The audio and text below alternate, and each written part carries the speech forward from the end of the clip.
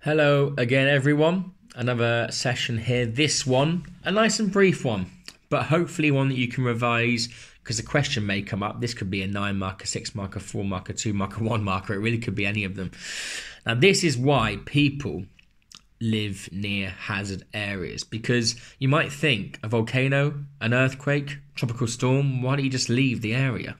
Then you can't get affected by it. But there are actually many reasons, many important reasons why people live in these hazardous areas. The first one is geothermal energy. Now, what this is basically is normally by volcanoes, and it's basically really cheap, really easy energy you can use from the volcano that saves you the money to buy your own energy, but also saves greenhouse gases from making it. So geothermal energy is a really good way of using energy, and that's why people live near volcanoes and volcanic areas. It's really, really useful. The next one is farming.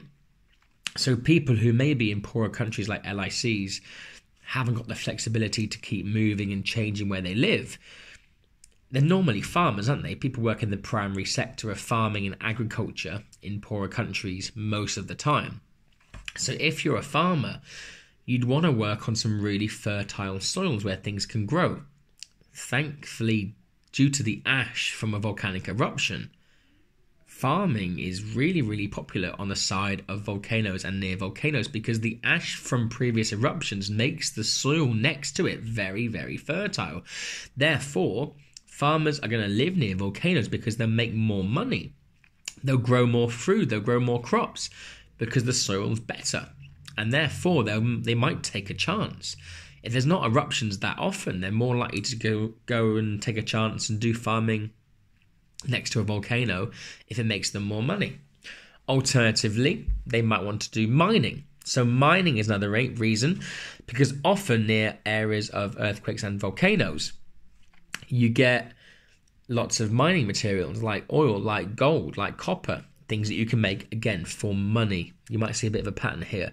A lot of this is to do with finances and money. Speaking of which, another reason why people would live near volcanoes is because of tourism. Now, people who don't live near areas like volcanoes and earthquakes may want to visit them, especially if it doesn't erupt that often. So tourism is a really big market. Think about Iceland. People go to Iceland all the time, all year round, to go and see these volcanoes and these hot springs and even jump in them and enjoy the bath of them. That in itself brings money. Don't forget, tourism needs hotels, tourism needs restaurants, it needs bars, it needs people to work, and therefore it provides jobs. Therefore it provides money. And finally, the easy one really, why would you live near a volcano? Well, that's where you're from, maybe. So some people stay because of family and friends.